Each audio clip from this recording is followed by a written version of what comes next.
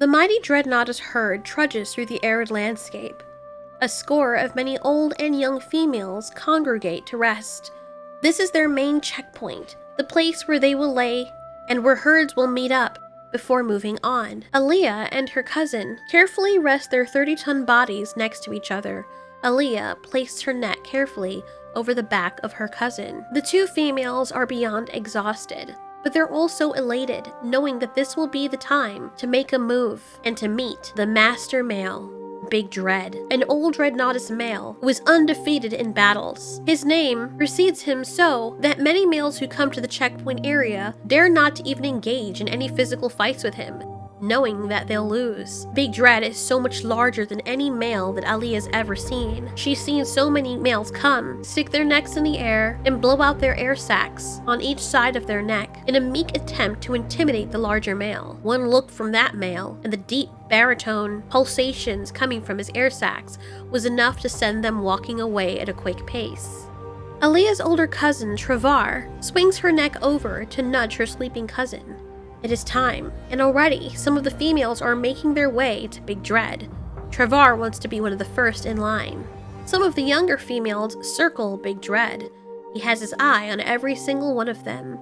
They ask him to pulsate his air sacs, and he is only too happy to oblige, lying there in the dirt, the dust flying everywhere and covering his body to make him appear as a large white beast. Alya can feel her whole body tremble just being in his presence, and when it's finally her turn to be before him, his neck stretches to its full height, swaying to and fro as he surveys Alya. And what he sees, he likes. Alya's abashed, but Travar, her cousin, tells her to look straight into the male's eyes, never to look away. This shows that you are prepared to mother his children. Big Dread's bloodline has been told throughout Dreadnoughtus culture. The male is old and wise, and very strong. It is quite common and the norm for Titanosaur females to want to mate with the biggest, oldest, and wisest male. After a certain point, this male never has to be physically challenged, because he's already proven himself as being so old, so large, and so muscular. Alya is wondering why he's just staring at her. All the females that are beside him are just standing there or lying next to him. No one is allowed to touch him without his permission. Also, once the females have chosen him, they are not allowed to choose anyone else. Alya understands this, but she is still standing in the same spot, the other females behind her impatiently shifting their weight from their right set of feet to their left. One female rams her chest into Alya's tail, wanting her to get out of the line. It's clear that the male doesn't favor her, but Alya refuses to move. Instead, she looks back at the female, a very slow gesture with her neck being so long, and hisses at her.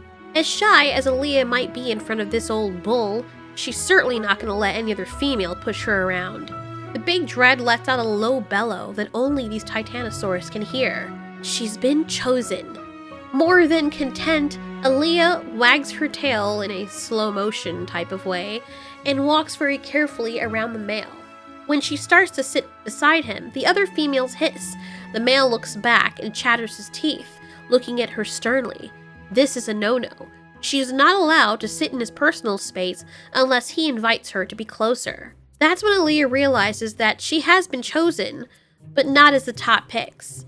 Many of the females that this bull has chosen to mate with might not even get to mate with him. He may find that he's grown tired of them, or he chooses another female instead.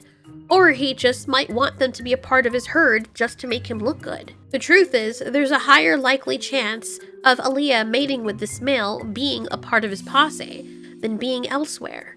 Her older cousin Travar approaches the male, her head held high, confident that she'll be chosen as well. The male looks her over, similarly to how he looked over Alya. He hisses and nods to the right, and looks at the other female behind Travar, as if to tell her, "Get out of the way, I want that female behind you." Travar steps in front of his vision once again. His other females behind him hiss in outrage, everyone except Alya, who is looking worried, wondering what's going on. Of course Travar will be chosen. She's the prettiest female of them all. Her neck is beautiful and slender. She has just the right proportions of fat and muscle on her body. even better than Alya in her opinion.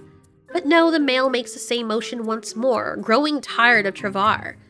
Travar has not been chosen. Travar looks towards her cousin solemnly. Alya has no idea what to do. She starts to get up, wanting to join her cousin, but Travar hisses, not in malice towards her younger cousin, but not wanting her to miss out on the opportunity. After all, it's better that one of them gets a chance with the male than none of them at all. Alya is nervous. She never expected to be here alone, but she watches as Travar saunters away, looking at her sadly, and then turns her head to go join some other females. Ever since they were young, Travar and Alya have always been inseparable. Both their mothers were sisters, and they were very close as well. Travar and Alya used to pretend that they were actual sisters. After all, to them, they knew no different. And now, here was Alya, alone, without her cousin by her side. As the day progresses and the evening sets in, the male becomes more garrulous with his females that he's chosen, turning his attention away from everyone else in the line. He's done choosing females for now. The other females are so happy to be in his presence. Alya is nervous. She walks away from all the action. The male stands to his full height and walks up to each of the females, grooming them. Alya looks up at the stars that are starting to show through the darkness. Then she feels a presence behind her. For how large the male is, he is quite nimble and very quiet and stealthy on his feet. He grooms her. She shies away from him instantly as a reflex and then allows him to. He makes a hissing and chittering noise and then walks away, expecting her to follow. He stops when he sees that she is not following him and whips his tail impatiently. This female is very annoying. Why is she not listening? Has she not been taught manners by her mother? Alya is bathed in sadness, looking now for Travar, but can't find her anywhere in the horde of sauropods. Big Dread doesn't ask her what's wrong. That is not his way. It is not his nature. All he cares about is her following his orders. But something about this little female enraptures him. He puts his neck around hers and strokes her neck up and down. Alya has felt this motion before, but not from a strange male. It's usually what females do to each other or their young to comfort them. But a male doing it is just so odd to her. But it feels good. Now her attention is directed towards him, and she looks into Big Dread's eyes. Something changes in him. This female he likes. He invites her to mate with him. Alya is nervous, once again looking for Alya. He takes her neck with his and redirects her attention to him once more. He bobs his neck and pulsates his air sacs. They deflate and blow up again as he turns his neck from left to right to showcase them. The other females are oozing, wanting him to be close. He's so handsome and so strong, and he's spending all his time with this one female. One of the females can't take it anymore. She gets up and she saunters over to him, trying to get in between him and Alya. This was a mistake. The Dreadnoughtus male, who had once before been so gentle with Alya, immediately whips his neck in her direction, hitting her in her chest. It sends her off kilter and almost makes her fall down, as he is so much larger than her. He then hisses at her very loudly so the other females can hear. This was all the other female needed, to know that she is not welcome. But this action also turned her off. Her pride is shattered, and she doesn't go back to sit with the other females, but leaves his herd completely, fearing that he will never look at her the same way again. The Dreadnoughtus male reassures Alya that he won't treat her like that. That female was getting too big for her britches anyway. Alya smiles inwardly, as content as a Dreadnoughtus can. Big Dread then circles her, his chest hot against her sides. He asks her, no, commands her to let him in. All the other females are seething with anger, looking towards Alya, but they dare not interrupt the courting session that's going on. Alya turns around and waits for Big Dread to claim her, which he does. She feels all of his weight on her back, and it's all she can do from falling in and collapsing in on herself. The initial action of him mounting her is unbearable, but only a few seconds does it last, as he soon leans back, countering his weight with his tail, so that he doesn't crush his female. this male is experienced. With this being her first time, Alya cries out when she feels the male enter her. She waves her neck to and fro, trying to get rid of the pain. But just like that, in an instant, it's over, and he is dismounting her. Every action that he performs is so gentle and elegant and stealthy. It has to be with how large he is. Alya feels like that's it. A weird wet substance is dripping from her underside. The male is now just looking at her as if that was it. Alya starts to walk away from him, feeling very underwhelmed, thinking that there was going to be something more. Well, that wasn't so bad. As she is now looking for her cousin Travar, the male once again steps in front of her. What's this? He doesn't want her to leave. He motions for her to lie down next to him, and so she does. Alya has become his main female. She looks towards the other females who want to kill her, it seems. If there ever was an expression that can melt the flesh off of someone's bones, it would be the look that those females are giving her right now. Most of the other males in this herd are males that are resting here before moving on, having lost the intimidation showdown, or males that belong to some of the females from their previous clutch. Alya wakes up in the middle of the night, just staring at the big dread who is looking up at the stars. She's never thought to look up until she saw him doing it. She asks what he's doing. He tells her of the wonders of his imagination, of creatures soaring through the black skies, that this sky is a completely different dimension than our sky that we see in the daytime. He muses that if you were to go far up in the sky in the day, you would be in a completely different place than you would have been if you'd gone at night, and that those sparkling lights are actually creatures traveling to and fro, but because they're so far away, they appear as though they're not moving. This intrigues Alya. She's never heard anything like this before, and she realizes that there's more to the big dread than just being large and scary. She can see the gentle side of him, the sagacious side, and she feels a very dangerous feeling. She feels love. The next few days are wondrous for Alya. She stays away from those females who groom the male on occasion, but that's about it. He did mate with 2 others, and this was enough to keep the hot stares off of Alya. She thinks that the big dread did it just for her. An odd thing to be complimented by, of course. Alya and her new male, the bull, would walk through the herd, and he would showcase his female to everyone. Alya felt so special. She heard whispers on the wind that the male has not taken a main female in a very long time. Alya wondered. She was always a wanderer. Why did the male choose her? And she asked him as much. The answer he gave her was quite simple and unexpected. It's because she was distracted. It was so out of the norm from what he usually sees that it was enough of a variety for him to be interested. And interest is something that fuels his fire. You see, he is so famous that the other females launched themselves at him. Alya didn't do that, so he had to work for her. She feels like his prize. Besides, he didn't mind chatting with her either. The other females are boring. They gossip or compliment him all the time, which he doesn't mind per se, but it gets tiring after a while. There's nothing this wise old DREADNOUGHTUS has not heard nor seen, and it's been a long time since a female has not shown interest in him initially. It's only been 3 days, but Alya has fallen in love, and it seems, at least to everyone else as well, that Big Dread is completely smitten with her. One day, he notices that she's sad. He wonders what's wrong. Alya lets him know that she came here with her cousin Travar. He had turned her away. They've always been together, and being without her makes her feel as though she's not whole. The Big Dread does something beautiful.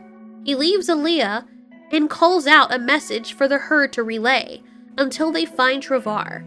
Travar comes to him once again, and she is accepted into his herd. When Alya sees Travar and Travar sees Alya, they are so happy to see one another that they walk up to each other and nuzzle each other's necks, licking each other. It makes Big Dread happy to see Alya happy. And then Alya asks him, in the nicest and sweetest, most innocent way possible, if he would do Travar the honors of mating with her as well, which he does. Big Dread had promised both the females and the other females in their group that he has a huge valley to go back to, one that is lush with foliage, as much food as they could ever eat. They would never go hungry. When the courting and the choosing is over for good at the checkpoint, they would head back there with him. Most of the females follow anyway, but a lot of them break up into smaller herds, going back to where they came from. He asks if Alya would do the honors of being his female, his queen, and of course Alya did not turn down this opportunity. As they sleep together, Travar in the back and Alya next to her male, Alya feels joy, knowing that one day she would own a valley, and she would have as many resources as possible to hand down to her children and that of Travar's. After Big Dread and Alya talk about the stars once more, they mate and fall asleep. 2 weeks go by very quickly, and Big Dread works every day on entertaining and mating with Alya.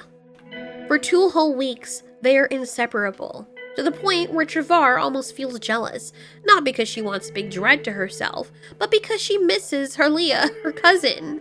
When they do get together, they talk about all the silly things that she and Big Dread talked about.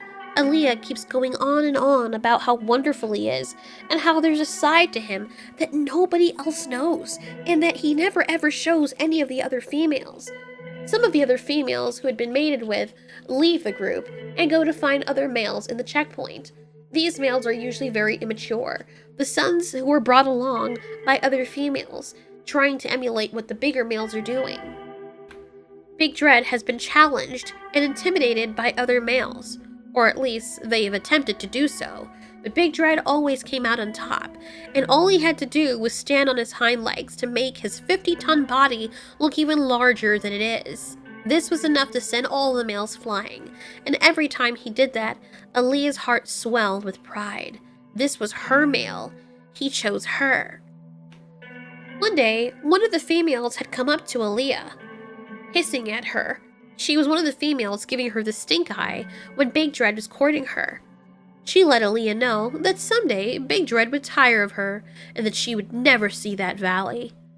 Alya didn't believe this, and she chalked it up to jealousy.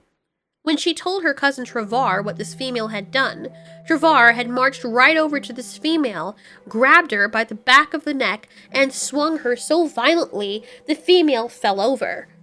Thank goodness for the female, she was unharmed, a little scathed, and her pride completely shattered, but unharmed nonetheless. That was the last time she ever approached Alya, or even laid eyes on Big Dread. That night, Big Dread let Alya know, quite happily, that this would be their last night here, that everyone would be leaving soon after. The next day, they would be going to his valley. It is real, it is luxurious, and he misses it. There's so much water and sparkling plants everywhere.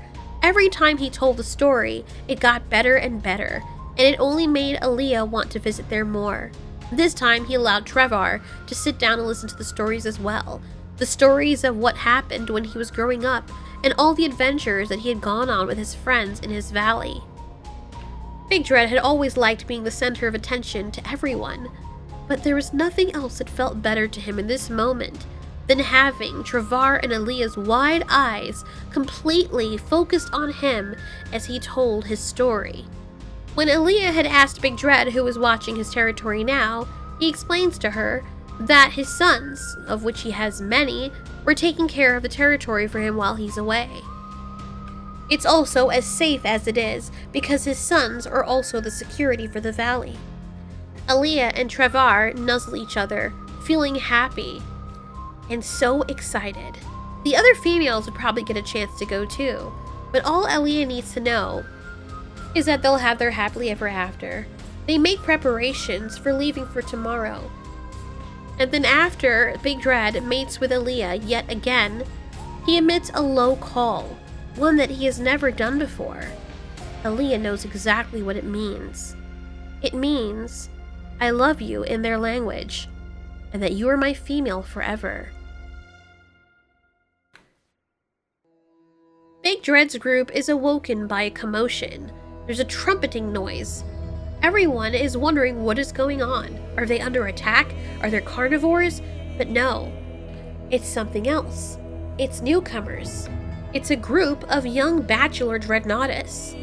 Alya and her cousins stand up. They can hear all the females losing their minds. These males are regal and very handsome. When Alya sees them approaching the checkpoint, even she has eyes for the lead male. They are a very handsome brood. Surely they're not as big and strong as Big Dread, but definitely more appealing to look at. She looks at Travar, and Travar looks at her. Travar may change her mind and want to be with one of these males, but she's already mated with Big Dread. The two cousins look back at the other group of females surrounding Big Dread. They all have the same look. New, fresh meat. A lot of them are thinking about changing teams, and what does not help is that they felt slighted by Alya becoming his main female. Half of the females that were chosen by Big Dread were barely mated with, some not at all. The lead male is several yards away from Big Dread. Alya looks worried down at her mate. She asks him whether or not he's going to get up. He just lies there, feeling completely confident and unbothered. Isn't this a position of weakness, she wondered, and relayed to him, to which he replied, no, certainly not. It only looks worrisome if you stand up as soon as they enter. Starting from a nonchalant lying down position lets the other male know that he doesn't feel like he's a threat. Big Dread recognizes this male. When the male was younger, he lost very badly against Big Dread. Big Dread smiles at his female and nuzzles her, knowing that he's going to have no problem with this. This young male is immature. And as Big Dread stands up finally, very lazily preparing to intimidate this young male, he doesn't feel as though he should even give it his all, knowing how this fight is going to end up. That was one of his worst mistakes he could ever make. Megano is the name of the young male, and he challenges Big Dread immediately, stomping his feet. Alya and her cousin can definitely tell through his demeanor that he is a huge bone to pick with this old DREADNOUGHTUS. After Big Dread raises to his full height on his hind legs and then stomps down with all of his weight, inflating his air sacs and looking Megano deep in the eye, the crowd around them is stupefied when they see Megano hold his head up even higher and start to circle Big Dread, looking directly in his eyes as well. For the first time in a long while, a male wants to take on the challenge to physically fight Big Dread. Everyone is casting their bets, swaying their necks to and fro, left to right in excitement. Finally, they get to see some carnage. Sauropods are thought to be peaceful and loving creatures who are very gentle, but that is so further from the truth. Within their society, the yearning to behold slaughter is strong. When the two males are head-to-head, Big Dread gets up on his hind legs once more and slams his neck into the younger male, Megano. To his shock and horror, Megano doesn't budge. Megano pushes back, and Big Dread with his old bones can feel the reverberation throughout his entire body and soul. The last time he fought Megano was much smaller and younger and less experienced, but now the male that he can feel right up against him, countering with all his might, is matching him in strength. Alya and Travar are nervous. Alya wants him to walk away from the fight. She would still stay with him. It doesn't matter. But she just has a bad feeling. She can see that Big Dread is getting tired. Big Dread can feel himself getting tired. With one blow, Megano deals such a horrifying critical attack to him that he almost falls over. Big Dread can feel his head swimming, but he mustn't give up. He is held to center stage as the winner, as the biggest boss male. His legend lives on, and if he's going to go out and retire, he's going to go out with a bang. Besides, his new love is watching. He can't fail her. How would she even dare go back with him and believe that he could protect her if he couldn't win against a puny young male? He didn't get this far by giving up, but Megano isn't playing fair. Megano not only is slamming his neck into Big Dread, but at the same time, he is using his full body weight to push Big Dread back, trying to push him over off balance. At the same time, he's using the sharp dagger-like claws on each of his forelegs to stab Big Dread, and then on top of that, using his teeth to rake along the skin, the rugged burned skin on Big Dread's neck. In all sense of the word, Big Dread is getting assaulted from all sides. With this one young male, it feels like he's fighting four. Many of the Dreadnoughtus watching has seen each of the fighting styles being used, but not once have they ever seen them used all at the same time. Before Big Dread can recover, he wavers, trying to catch his breath, trying not to fall over. Something is wrong. Alya yells out for him to just forfeit, to leave the fight, but he couldn't even if he wanted to. For him to try to get back on his feet, he would need the male that he's currently engaged in battle with to also get off of his hind legs. Megano is blocking his only means of being able to get down, and every time Big Dread tries to back up so he can get back on his four legs, Megano follows him in step, remaining on his two back feet, forcing Big Dread to do the same. Big Dread feels his head swimming and his vision getting blurry. He can't help but think it would be so lovely right now as he looks up at the sky if he could see those sparkling lights. Everything is quiet for a moment as all the other sauropods around them wait to see what will happen. There's a deafening crash and a slam, and Big Dread can feel himself floating. He's floating as light as air. It's such a wonderful, dizzying feeling. And in the back of his mind, he realizes that he's floating away from the sky. Then, just like that, he comes to an agonizing halt as the weight of his body collapses on him. The sauropods are quiet only for a moment longer before a loud eruption of applause and chatter is heard all around the congregation checkpoint. The only ones not cheering are the females who are in love with Big Dread and in total shock that he has fallen. Alya walks over towards him, urging him to get up. Big Dread tries to get up. He is ashamed. He should have walked away, and there was a point in the fight where he knew he was losing, but he wanted to push it, and he knew he shouldn't have. He gets up, still dizzy, thinking that he'll just get out of there and hunker back down to his valley. But as he tries to stand, there's a shifting cracking noise in his body, and he feels excruciating pain and a deep pressure in his chest that radiates all around the upper section of his body. It quickly forces him to drop his head back down on the floor and lay still. It just gets worse. It's hard for him to breathe, and he feels as though he's suffocating. He can see Megano walking away from him proudly, displaying his adornments, knowing that he is the victor that many females will want to mate with. The group that had been with Big Dread quickly get up and run towards his side to cheer him on. Big Dread coughs. He can feel fluid filling his neck and his airways. How can he feel so surrounded by so many people and yet so alone? And it's then he realizes that this is probably the last place he'll lie. He's not going home after all. As it gets darker, Big Dread continues lying there, his life failing and fading from his body. He hears footsteps. It's Alya and Travar. Alya nuzzles him, telling him to get up. She tells him that it's time to go to the valley that he promised her he would take her to, that his sons are waiting, and that the children she will bear him are also waiting to see their father. After sitting there for a while and seeing the rest of the herds leave, a great score of them having departed with the victorious Dreadnoughtus, Travar sadly tells her cousin that it's time. The old male is basically dead. Travar is very angry with him.